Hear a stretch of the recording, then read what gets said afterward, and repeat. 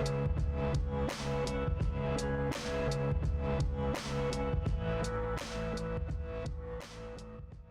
want it to be near the spewing head of Darth Vader.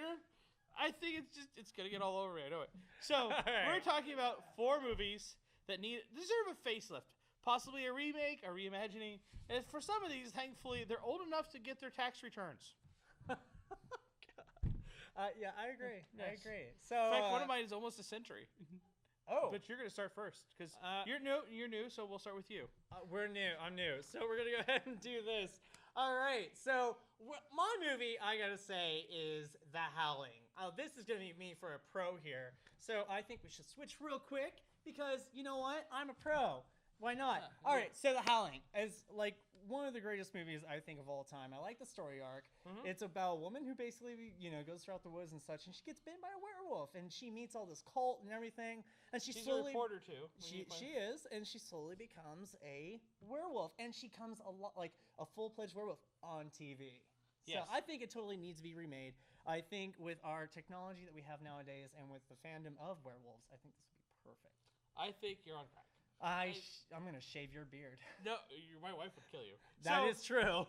so here's the reason why. One, all the werewolves would be CGI BS, not practical effects like they did back in the day. It would be this crazy CGI 8-foot. One, the ending of that movie was perfect. You gotta admit that the way that movie ended, it was supposed to be perfect. This. He's agreeing with me, guys. Hold on. They would change the ending so it would be more uplifting because I don't want to ruin the ending.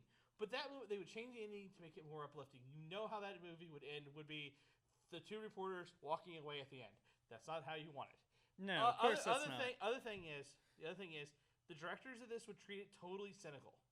They would talk about, they would make it a message movie about, media and stuff and how it's covering it up. So you would lose the entire point of it being a horror movie. Well, that's how it is. That's how it is every time now. Media's always going to cover up some whatever government crap. But we don't need a horror movie that way.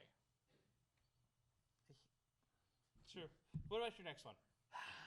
All right, my next movie. Where's all these notes over here? City of the Dead. Now, this is... Thank you. Those are mine. Jerk. I know. City of the Dead is a 1960 movie. It's about a town so this town is run by witches, and they are sacrificing townsfolk in order to become immortal. And this girl hears about it. She goes to town, and she's so curious about witchcraft, and she's like, I want to know stuff about witchcraft. And the guy's like, no, you shouldn't be here. You should get out of town. Leave while you still can. So it gives you a really good story arc. I was like, why is she here wanting to learn about witchcraft? What is going on in the town? And as the movie goes on, she basically finds out everyone's starting to slowly get killed off because they're doing rituals. And once everyone's dead in the town, the witches become mortal. And I think that is immortal, not mortal. I think it has a fantastic story arc. There's no point for you to say this should not be remade. It totally should not be remade. Why should it not be remade? One, Christopher Lee started that movie. How are you going to replace him? 2, one name, Rob Zombie. This would be made by Rob Zombie. It would star his wife, and it would be a gigantic FU music video. It would look like... We're going to stop Pocky right there because there's no reason whatsoever why you should ever ditch whatever, Rob Zombie. Our friend Eddie Ryan over at Zombie Life TV would agree with me. If you diss, I'm just going to say, if you diss Rob Zombie, dude, you're going to get the shoe to the face. I just got to say, Halloween 2, a movie so bad, even Rob Zombie can't defend it. Because he hasn't. It's true. Rob Zombie, if you're watching this, I apologize on behalf of all the cast and crew of Fanboy TV. You are getting declined on that. I win this round. And now let's go ahead and turn back to yours. Okay, we're going to go here. I swear, people. I know. I have to work with. All right. So let's go to your next 1983's Disney movie. This is going to be so weird. This is so weird. I just learned this is actually a Disney movie, and I watched this, and I was like, wait a minute. What? So, please proceed. Something wicked this way comes. A Ray Bradbury book turned into a movie. I think this would be a great one. You get Malcolm McDowell involved, play the main villain because it's Malcolm McDowell. Why the heck not? You can get Christopher Columbus, who did The Sorcerer's Stone, as the director, or Del Toro. Del Toro did the Hellboy movies. You get him as the director. You can get some really nice, talented young cast members, people from like the Mrs. House and Mrs. Thing involved, and it would be a great. It could still be PG-13 and work in this day.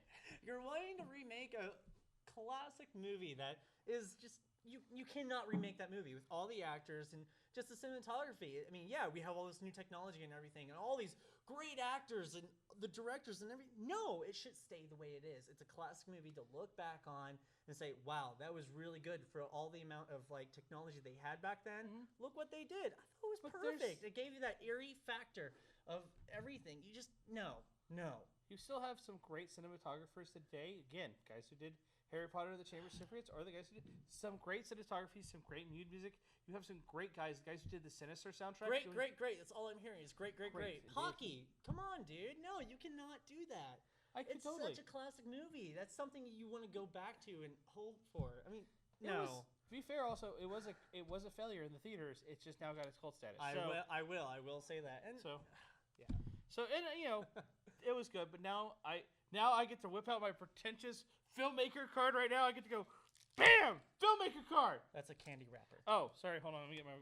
That's a receipt. Bam! I get my card out. Don't even show what that is. No, that is my pretentious film person card. Because now I get to go to 1920 German silent movie that you got to go to YouTube and watch. All right, go ahead and give your thesis on this, and I will explain why this should not be remade.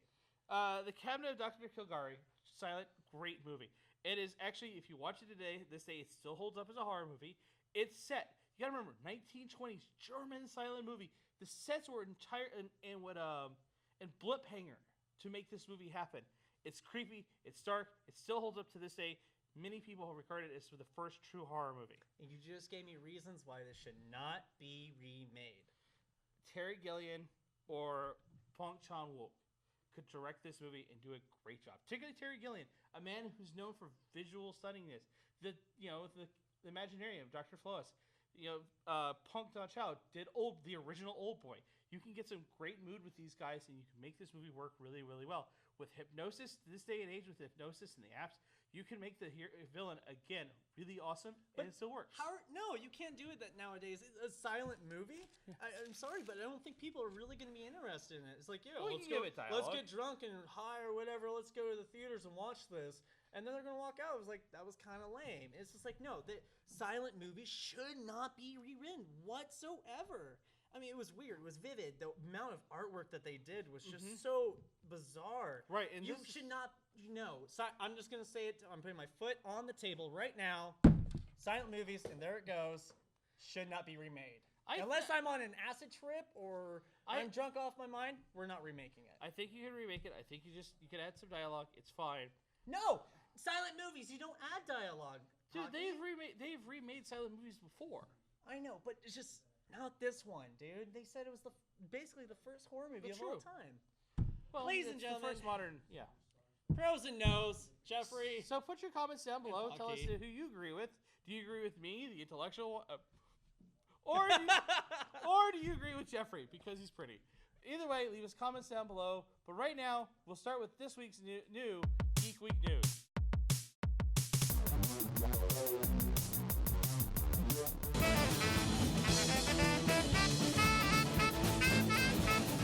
You can talk about me, say that I mean, but I blow your head off with a nickel, so because I'm a booty, I'm a